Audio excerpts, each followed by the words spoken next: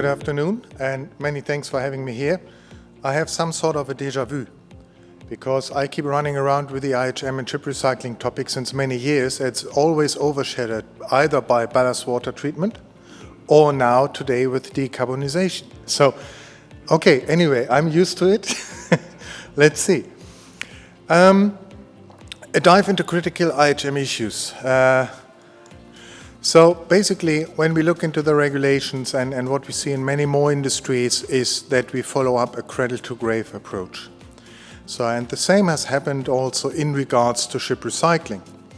The core aspect for the shipping industry, including suppliers, manufacturers, building yards, but also, of course, ship owners and ship managers, is a focus on the IHM, the Inventory of Hazardous Materials, documentation of the hazardous substances in the machinery, hull, and equipment of ships.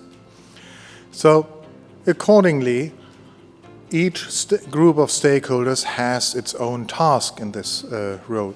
So, for manufacturers, we talk about material declaration development. They have to document what hazardous substances are contained in their products. The suppliers have to get these documents and provide it to their customers, which means the shipyards or also the ship owners. The ship owners have to get the inventory prepared for the existing ships, primarily based on inspection and sampling. For new ships, only on hand of the documentation. And the maintained IHM has to be provided to the ship recycler so that he can plan for the safe and environmentally sound recycling of ships. So, the red circle shows the focus of my presentation today. Ships have to have a certified IHM and they have to maintain it. Under EU ship recycling regulation, since end of 2020, when a ship visits an EU port, regardless of flag, and of course all EU flagged vessels.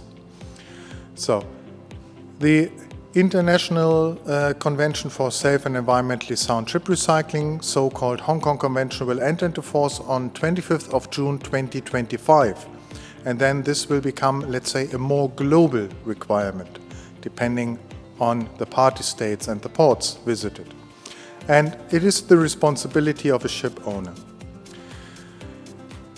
What we need to look at, don't be afraid, I'm not going to read through all these texts. We have to understand the core meaning of IHM maintenance. The IHM for a ship which is certified is describing the status quo of the hazardous substances in structure and equipment of ship.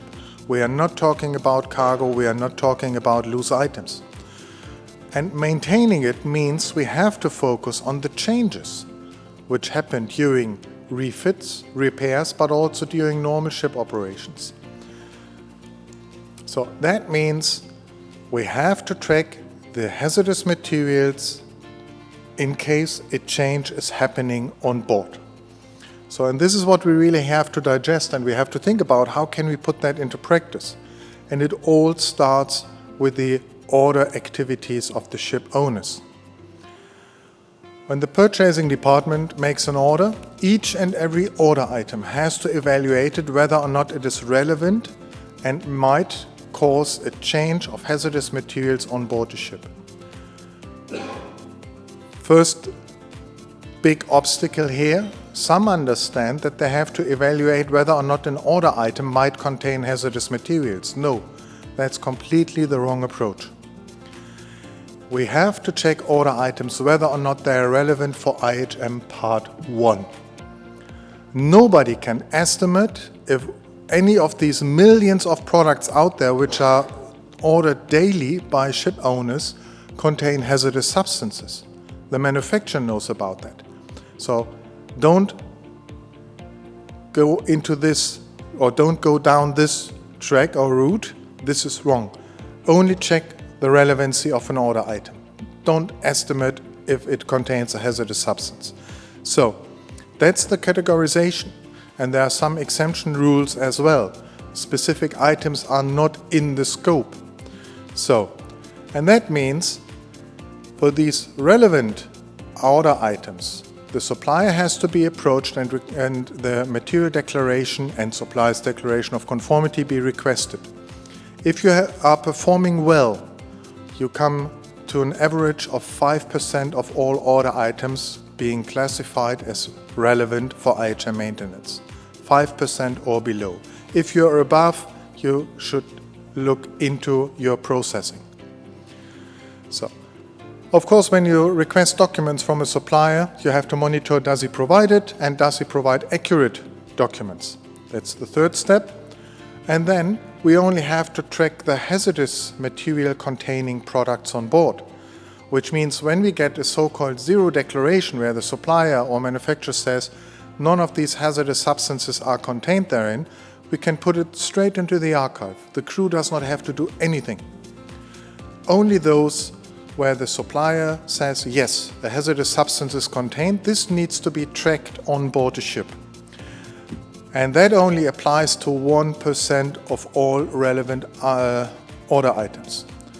Multiply 5% with 1% and you get a rough idea of how little activity is required for proper IHM maintenance on board a ship. So it is not that much, but you need to have a sound system. You have to need a very good process, and the people who are involved in this process have to be trained, of course. And this should be a constant process.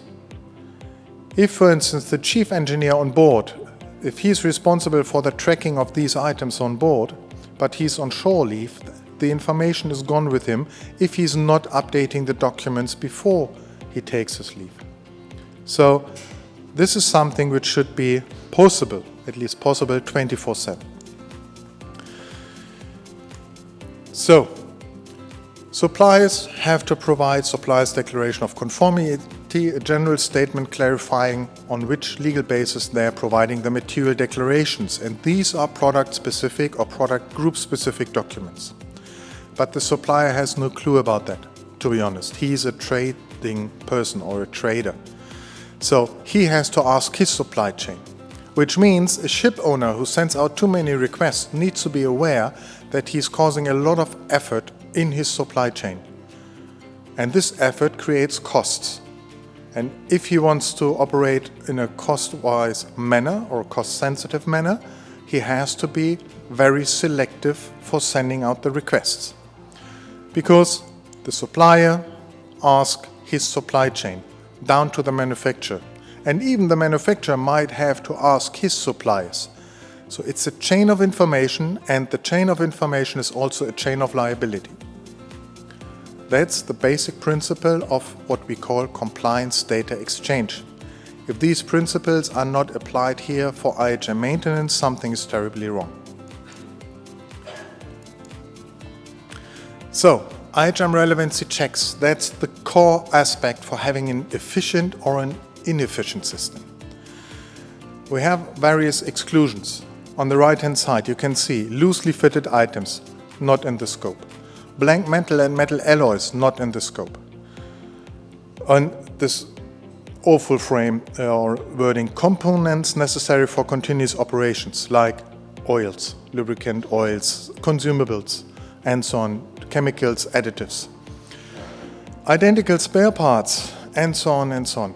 So a lot of things are excluded, and this is how you reach a value of less than 5% of all order items. If you are involving persons which don't have the right knowledge, they might become afraid, they don't maybe not want to overtake the liability for taking decisions. And then we have seen a lot of also service suppliers sending out for 50-60% of all order items requests, and the suppliers have no idea where they can start with. The right-hand side, a few examples, even a box of bananas.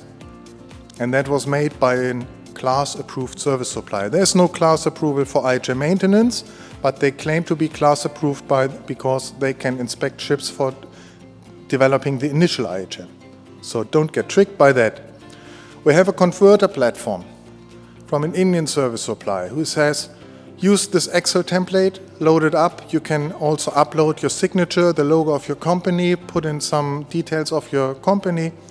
And if you use this Excel template, you can generate more than 100 material declarations in under 1 minute. Great. No secure data. and the ship owner has to maintain his IHM based on converted data. So the IHM is a technical file, and it's the responsibility of the ship owner. So in the end, this all generates a lot of work, but does not increase compliance levels. So that's what we see very often. Oh, I forgot this clicking. So few clicks in under a minute. So, and as a supplier, this company sends out the request. So they generate the demand for a solution, and then you pay $1 to get 100 insecure material declarations. Your signatures are under that, and you are becoming liable for the material declarations. That's what we see. And leading industry associations said, okay, we have to make a stop to this. So too many requests, well above what is required. The administrative burden for IHM maintenance, for the ship owners, but also for the suppliers, is so high that basically we can't really live up to the requirements. But it's a self-made problem based on, let's say, half knowledge. So in November 22, this industry guidance has been published. And this really describes very well which order item is relevant, how should the information be requested, what should the supplier do, how are the forms to be filled in, and also these not to-dos, the common mistakes. So these are a few pages, and it's really valuable. If everybody would follow this industry guidance, IHM compliance and IHM maintenance would become much, much easier. To be honest, I'm very proud because I'm part of this working group, and they asked me, Henning, can you send us your procedure, your description of IHM maintenance? I've sent it over, and it's 100% copy and paste of what we do. So that's the good side. So it is for owners and suppliers. It can also be used by manufacturers because the principles are more or less the same. It's a clearly focused compliance approach in regards to IHM, and you can avoid these unnecessary requests, and you can really focus on the truly relevant parts and tasks. So it is a big help, but it needs to be digested. The question, of course, for owners is still, do they want to provide the resources, the manpower to review each and every purchase order item? So that means anyone who's involved in the IHM maintenance should reflect on his own knowledge. How cost efficient is his approach? Is it convenient? And is it supportive as well? Because it's a partnership between the ship owners or managers and the suppliers. They have to work together, otherwise the ships will not run. Very simple. So you have to maintain this partnership and also the IHMs. And efficiency and compliance is basically what all counts in the end. So these are the core questions which everybody should look at and simply compare it with the industry guidance. And then figuring out what is the right. Basically, are you inefficiently busy? Just do it right and you can relax. Thank you very much.